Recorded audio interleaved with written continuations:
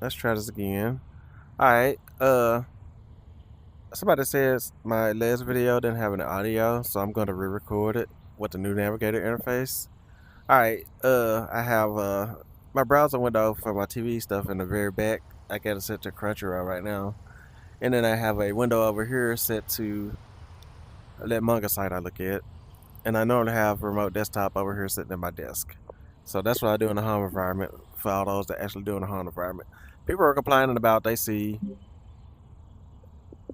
this when they boot the headset. For somebody literally was fussing about they seeing kids or whatever the heck because of the fake avatars down there running around. That's not something you have to look at by default. That's just something they set up eventually at first. That's no longer a focus of the headset. You right click, select the environment you want. Mine's usually a mountainscape in the morning and the other mountainscape in the evening. Then you got the Blumhouse one that looks cool, and then the Oceanarium. And that was on your left button. Press that, select that. Eventually they're gonna probably make it where you can customize these more, because all this is a mesh. Somebody literally pulled the files out and showed that this environment, this house is a mesh. So they can give designers parameters and we can redesign this mesh for something else. I don't know what the ultimate goal of it is yet, but maybe share space, they ain't got to try to account for all that. Maybe when they do the share space for the home space, they will let us change the house up as it is too. But all this out here, that's a world environment technically. So we just need documentation, and that could be probably done with no time, which is probably way easier than how the original ones were brought into Blender or whatever else and done up. Okay, so that's environments. Okay, we're gonna go to this is the new Navigator menu, which you all know and love, or not, depending on how you are. You don't have to double click to bring this up anymore. It's just one click. Click, click. That little bar that used to be at the bottom, that's where you double click now. So double click. Now you see this little bar right here? That's where the double click now. So it's not, you have to click and then this is up there in the background in the way at the same time. The only reason this would be up is if something's actually docked in it. So let me launch another browser window, and now it's docked to that little dock. So now that's just the external dock. If you want to bring up Navigator, click something, go back, click it once, it's gone. Your browser window stays where it is unless you decide to anchor it. And if you want to close out windows, which somebody didn't know how to do earlier, point at the bottom bar, your menu pops up, and you click X. Not complicated. I'm going to undock that for now. And my bad, grab it and redock it on this panel so that y'all can see that. And I'm going to double click to remove it out of my way, and I'm going to start a game. Might as well just go with Ralph since it's a new game that came out.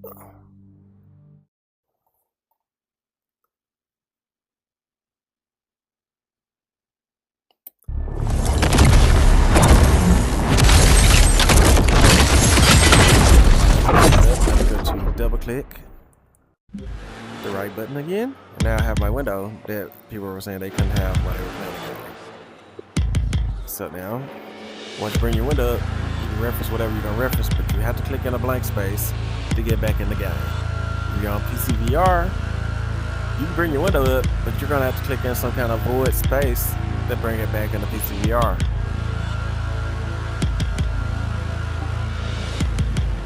There are no victors here. Since I did that, Only survivors delay the inevitable. So now I got you. There we go. Slide that out of my way, and then I will focus back on the game, and then I can hit my save slot. And I can return. So now you have your menu and you have your game, and we'll go to auto save. While you're in the game, you can kind of slide that out your way or whatever. I usually put stuff above my head if I want Spotify or whatever playing in the background.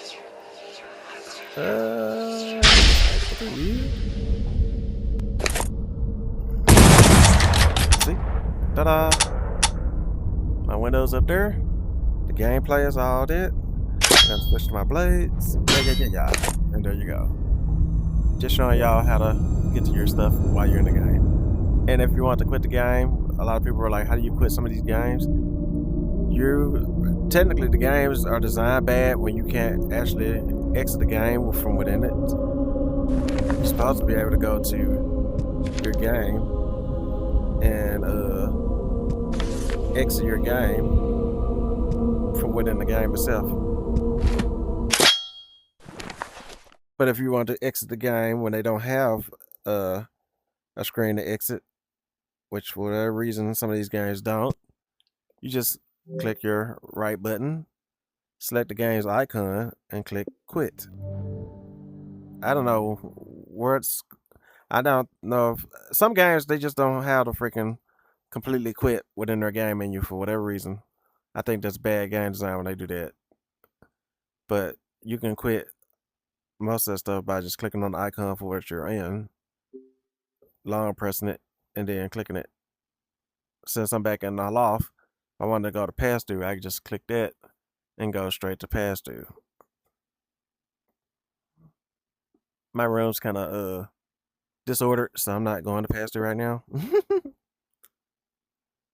Somebody was asking, how do you sort to show only your installed apps? They added a show install only feature, which is definitely a plus because I hated the infinite scroll of all the stuff that I had on my headset. So you flick that button if you want to see all your apps installed or uninstalled. It's a universal search. So if you know what app you want to go look for, let's say I was looking for Fract, I would search Fract and then come up, or I would say Dungeons of Eternity. Let's go Dungeons of Eternity. I click that. It launches the store because I don't have it downloaded. And then I hit download and install. I have not been to Dungeons of Eternity's page in a minute. That looks good. That looks better than how some people do their store environments. You can tell they're not putting the headset on, looking at how their environment is sometimes. And yeah,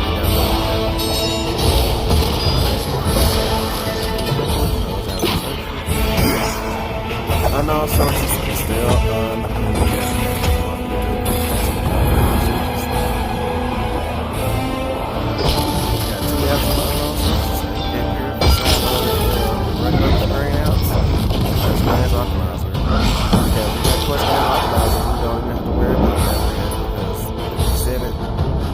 right.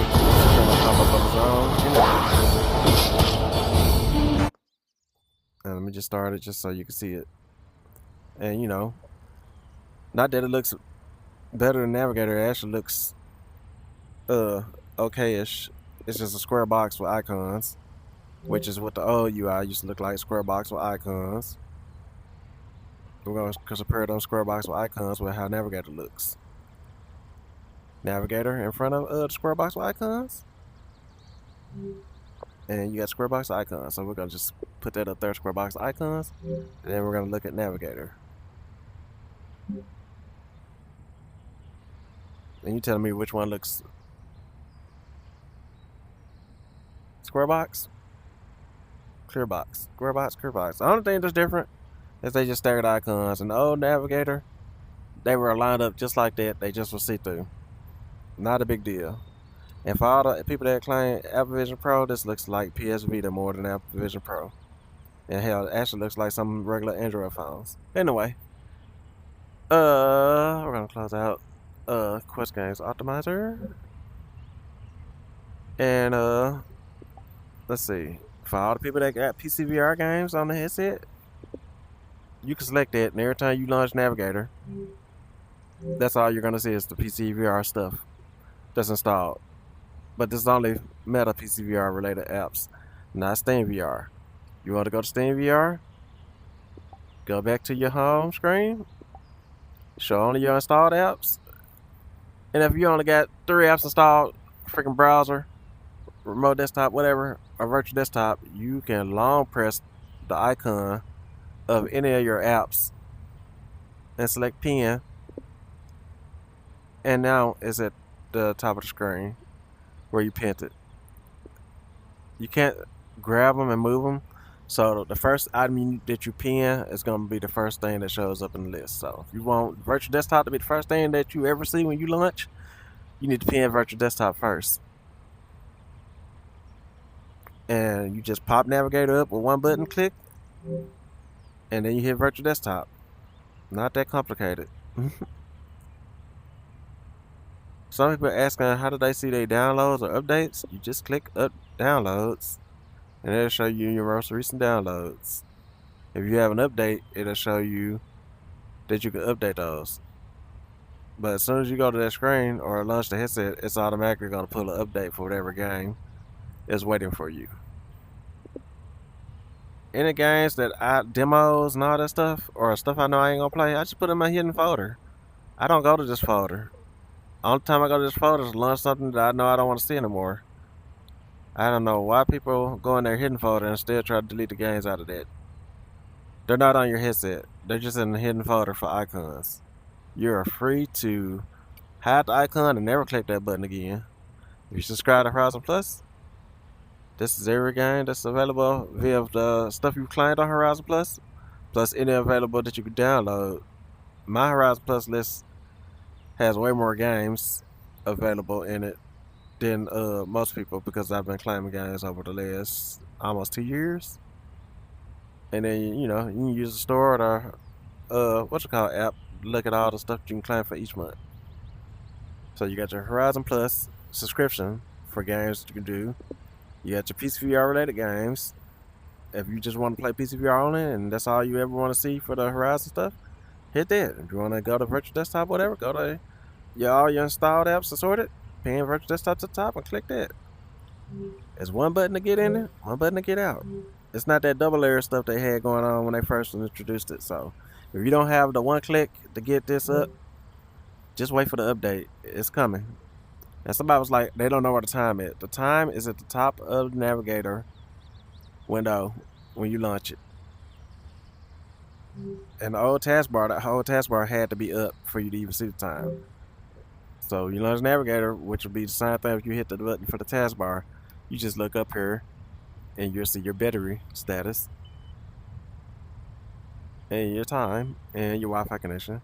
And if you're recording or using your microphone, you'll see an icon over here that indicates that one of those is doing something. This is really not a complicated UI. You can sort it A to Z, you can sort it Z to A, you can sort it by reference. You can see only your installed games. If you want to see all your games, just uncheck that box. And scroll your list. If you got 100 million games, do the search feature and search for whatever it is you're looking for. I pin what I actually play at the moment, and I unpin when I ain't playing it. And most of your recent games are going to be closer to the top. So if you just bought a couple of games under your pin stuff, you're going to see your most recent games, especially your most recent launch games.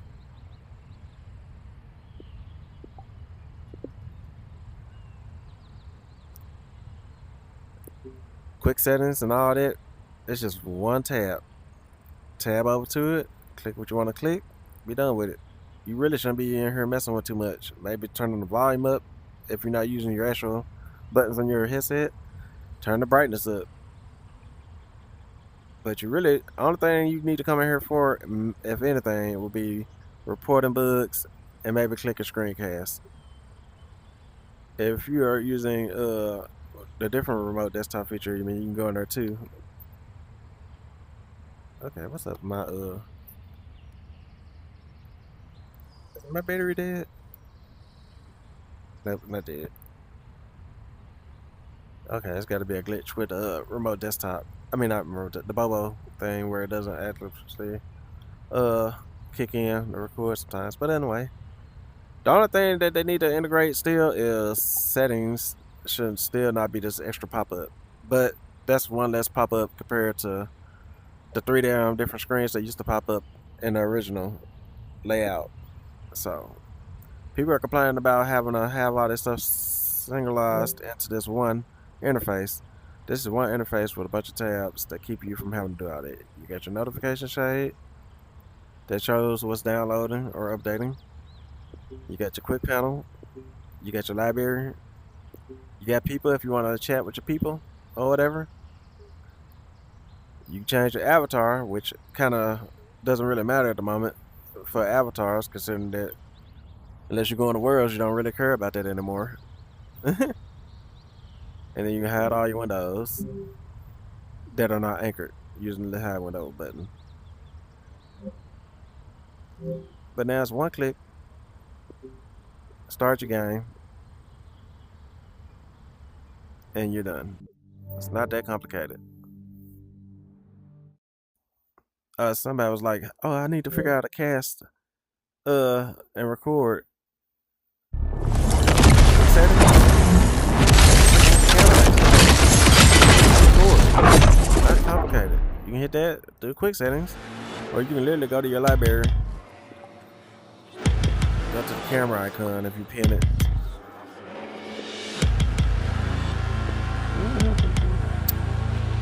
My camera app. Yep. You can see the camera app showed up. It's not gonna pop up while I actually have it still recording. Not to mention y'all can't see it in the video, but this is already recording. But this is not a complicated layout. Only on the app bar, you only had one icon you technically could pin down there at the app bar. The only glitch that I've seen in Navigator, depending on how you do it, is sometimes the icons tend to disappear, which I've reported as a bug, and they're gonna probably check on that. But you have to go certain steps for these buttons to tend to disappear where you want to see them. And actually, I can do some steps to get rid of that by just basically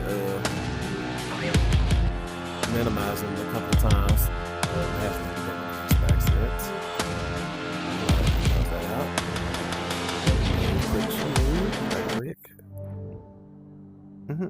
So it depends on how much system resources are used. You can see it came back after I exited that game. For whatever reason, the browser definitely uses a lot of system resources. So if you ever have stuttering going on, it's probably the dang browser window plus whatever the app's doing. But the new UI is not hard. Literally, just pin what you use the most, where you, and what you're actually gonna launch, and you're good. You actually now have the ability to pin web pages as well as icons. So if you like to go to Netflix or Hulu or Manga Plus or whatever you decide you want to do, you just pin it and go. Not complicated. I should have had this chats icon, but it'll probably fall back off. I didn't mean to do that until I clicked on the profile. I don't use chats like that.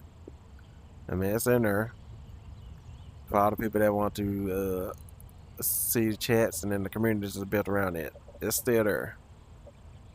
I guess I should try to make a call and see what's up. Let me see, because I think somebody said they had a problem with calling somebody. So let's start a call and see if I have any calling issues.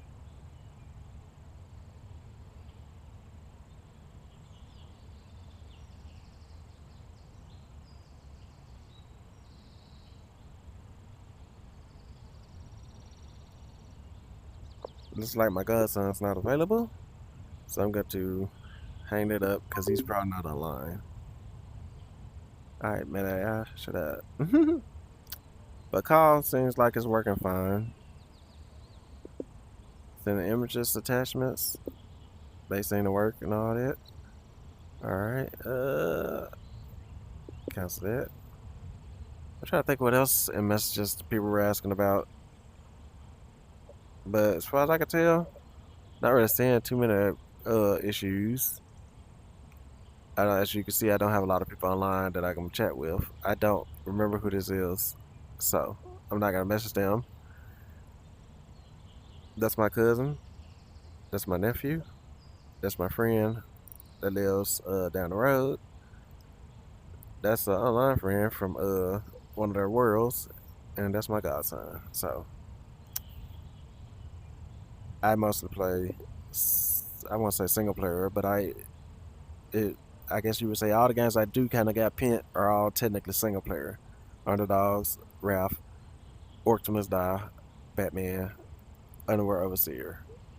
I haven't tried Barbaria, so House of the Adventure is pretty good.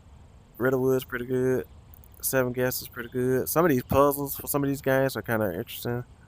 Into the Radius is actually I'll have to get it another try. It's still technically, from what I played so far, it's not my kind of game, but I'm gonna give it some more time to see if I actually like it. And that would be it for Navigator UI, but it's not complicated. One click, then to bring it up, and that should just be on the tab. It's gonna bring up whatever tab you're on there. So if you was on quick settings and you click it, that's what's gonna show up. But there are a number of tabs. So one click brings it up, one click, get rid of it.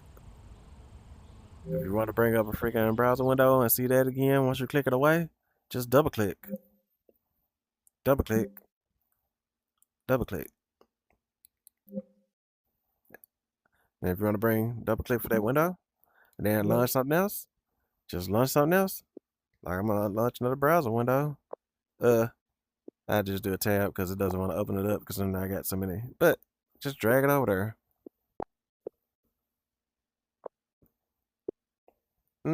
That was a glitch. That or it saw something else. Okay. I got one, two, second it. Oh.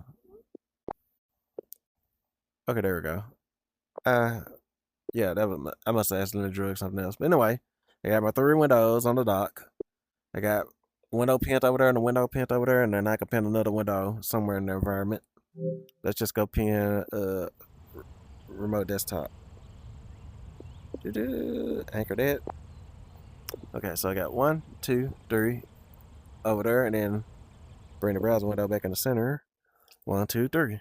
So you still have your six windows. You still have the pin. You can still slide and move them all around there. You can take your anchor and slide it wherever you want to. You're gonna pass through, and you can still keep all three of these windows anchored here, and you can anchor three more pass through, and then you got your dock full of windows.